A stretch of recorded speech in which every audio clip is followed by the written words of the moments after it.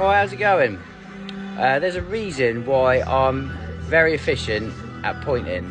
It's because George, as you see in the background, he's very good on the grout bag. He's very quick, and he can keep just right ahead of me for me to point.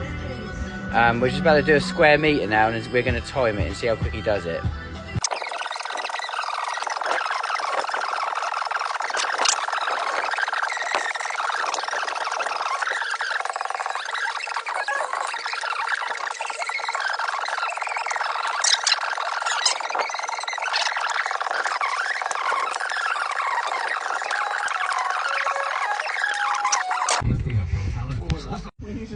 So there we have it. As you can see, it's 6 across, 10 up. That's 60 bricks. That's 1 meter.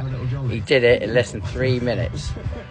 That's why I'm efficient pointing it in, because George is really good on the piping bag. And no, he's not for sale.